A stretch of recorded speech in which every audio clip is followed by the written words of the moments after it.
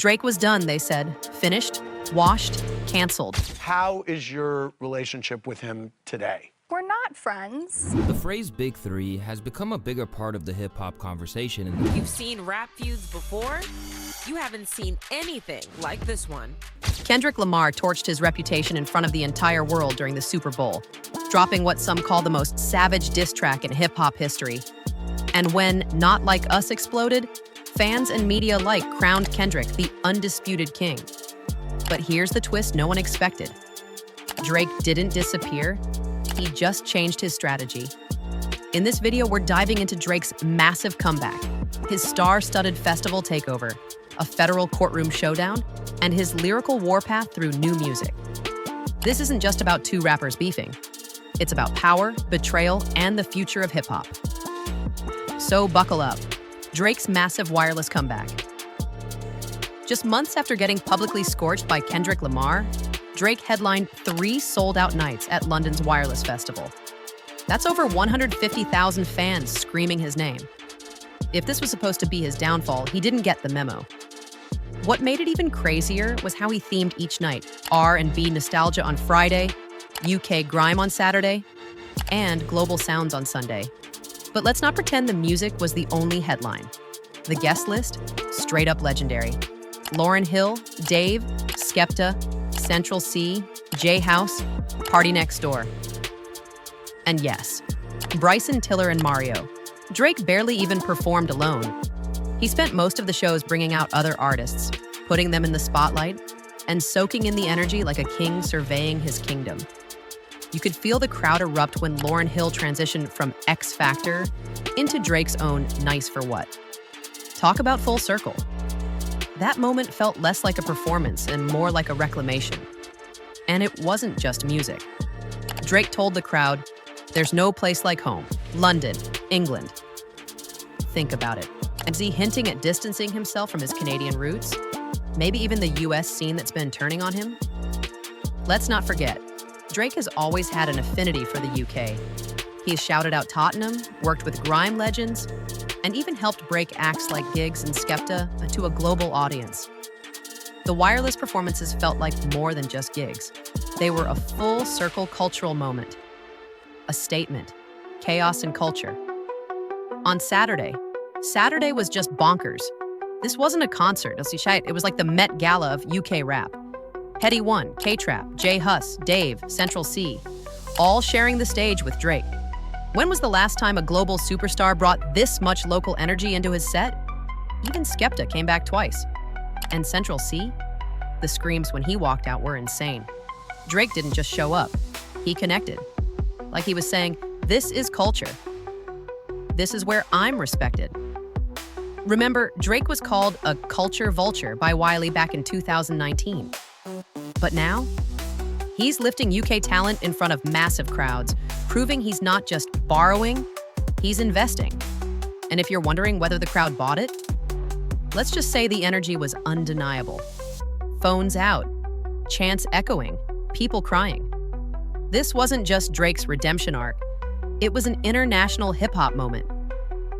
Kendrick, Grammys, and that Super Bowl jab. It's no exaggeration to say that Kendrick Lamar's GNX project was the biggest album of 2024. A blockbuster album that led to a springboard all the way to the Super Bowl. Dot's personal ode to the West Coast remains the best-selling project in 2025 by total units. Along the way, it set the stage for a blockbuster joint tour between himself and SZA, his longtime TDE collaborator, who appeared on 2 tracks on the project in the form of Luther and the album closer, Gloria. But while we all know where K-Dot and SZA are at this point in their careers, what is less high profile is the fate of those artists who also contributed to the project. After all, 8 artists charted for the first time ever off the strength of the album, with Kendrick making it clear that this was his answer to everyone who said that he never put on for the coast. While Drake was turning wireless into a celebration, Kendrick was turning the Super Bowl into a lyrical execution.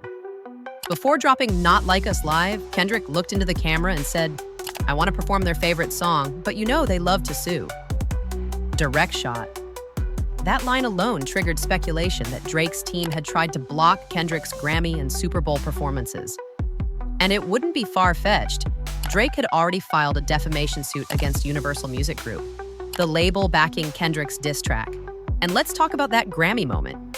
Kendrick winning record and song of the year with Not Like Us and a diss track. That's unheard of. Diss tracks don't usually win Grammys. They win battles, sure, but not awards. Kendrick made history. Drake takes Kendrick and UMG to court. Paperwork was filed in court when Drake sued not Kendrick Lamar, but Universal Music Group, or UMG, which represents both artists. All of these lyrics, and even more, is at the heart of Drake's lawsuit because he's saying he's not a pedophile. He's never been adjudicated or even arrested or charged as one. He's not in any kind of sex offender registration list. And so all of these allegations are defamatory and they go directly to the harm that he points out, or even just his reputation falling by the wayside. Because in a move nobody saw coming, Drake launched a lawsuit claiming Kendrick's hit wasn't just a diss. It was dangerous. The lyrics, he said, falsely branded him a pedophile. And the cover art? It showed an aerial photo of his actual house in Toronto. He argued the song led to real-world consequences.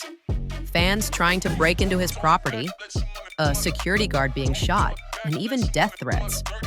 The label's response? This is hip-hop. It's trash talk, not testimony. But Drake's team pushed forward. And now, a federal judge has allowed the case to proceed and granted access to Kendrick's contracts and Universal exec bonus structures. Now it's time to see what UMG was so desperately trying to hide. Drake's lawyer said, Drake's not just seeking justice, he's out for exposure and maybe revenge. The courtroom is now part of the arena. What does this mean for rap beef? This is way bigger than diss tracks now. We're talking about copyright, free speech, and the legal boundaries of rap battles. What if judges start deciding what counts as artistic expression in hip-hop? Do you think diss tracks should be protected as art? Or do lines like certified pedophiles go too far? Let me know in the comments. Seriously, this debate could shape the entire industry. Where people used to talk about Mount Rushmores of certain eras, the obsession has now shifted. Not just to who's in this elite club, but who exactly the one true GOAT of the class really is. Of course, we're talking about Kendrick, Drake, and J. Cole. These three MCs had the perfect balance of commercial success and critical respect, earning them the title of the kings in modern-day hip-hop. But after the fallout from 2024's great rap civil war between Drake and Kendrick, everything's changed. And now, fans are starting to question if those crown holders still deserve their spot. To others, the whole idea feels outdated or just flat out flawed, especially when there are other artists making just as much noise, if not more, than the ones we're always told are at the top. A decade of tension, timeline of the Drake-Kendrick feud. This wasn't overnight. It's been building for over a decade. 2011, Kendrick featured on Drake's Buried Alive interlude. 2013, Kendrick drops his infamous Control verse, calling Drake by name. 2015 to 2023, subtle jabs back and forth, from King Kunta to Deep Water. 2024, all hell breaks loose with Like That, Euphoria, 616 in LA, Meet the Grams, and more. Each track got more personal, more brutal.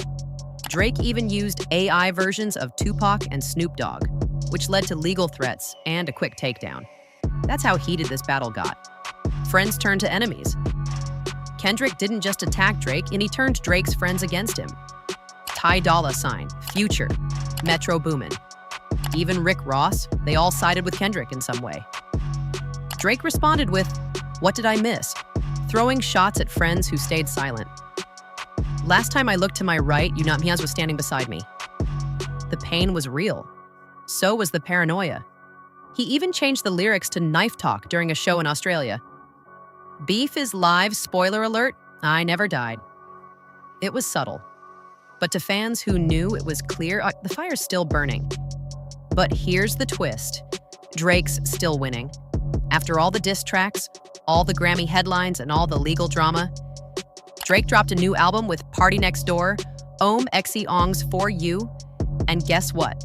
It hit #1. The single Nokia charted #1. Coxie on Billboard. He's back on tour, playing sold-out stadiums in Australia and New Zealand. And guess what? He's not hiding from the controversy. He's leaning into it. Some say he's lost his edge, others say he's adapting, evolving. doing what he's always done, surviving. So is this Drake's redemption era, or the final phase before passing the crown? Final thoughts. So what do you think? Did Drake lose the battle but win the war? Or is Kendrick still miles ahead, controlling the narrative with Grammys, streams, and cultural dominance? Will Drake's legal moves backfire? Or finally set a new precedent in hip-hop? Comment below with your take. If you're loving these deep dives into music drama, hit that like button, subscribe, and turn on notifications. We've got more coming. Until next time, stay messy, stay curious, and keep watching The Throne.